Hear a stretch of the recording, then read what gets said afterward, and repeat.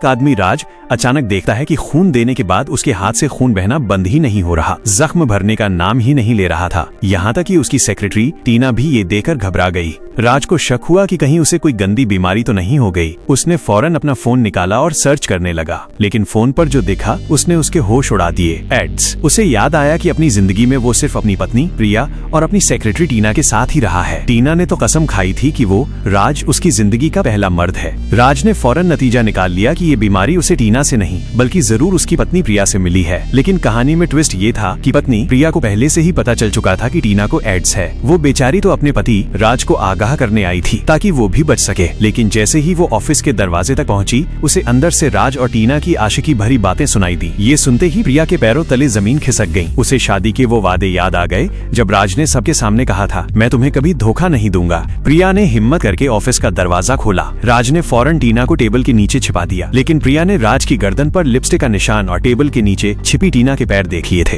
पर उसने तमाशा नहीं किया। वो चुपचाप टीना की मेडिकल रिपोर्ट, जिसमें एड्स पॉजिटिव लिखा था, उठाई और ऑफिस से बाहर चली गई। बाहर आकर उसने रिसेप्शनिस्ट को टीना की एड्स वाली रिपोर्ट फाइल करने को कहा। तभी वो शातिर सेक्रेटरी टीना लिफ्ट के पास प्रिया का रास्ता रोककर खड़ी हो गई। वो प्रिया को नीचा दिखाने लगी, ये जताने लगी कि अब राज सिर्फ उसका है, और उसने प्रिया पर कॉफी फेंकने की कोशिश की। थप्पड़ की आवाज, तुम्हारी हिम्मत कैसे हुई? प्रिया ने उसे जोरदार 2 थप्पड़ मारे, जिससे टीना को अपनी औकात याद आ गई। लेकिन प्रिया का दिल तो पूरी तरह टूट गया जब राज भागता हुआ बाहर आया और अपनी पत्नी की परवाह किए बिना टीना को गोद में उठाकर वहाँ से चला गया। उन दोनों का प्यार उस एक पल में खत्म हो गया। प्रिया ने अपने वकील से तलाक के 2 एग्रीमेंट बनवाए। वो सोच ही रही थी कि राज से साइन कैसे करवाए, तभी राज को टीना का फोन आया।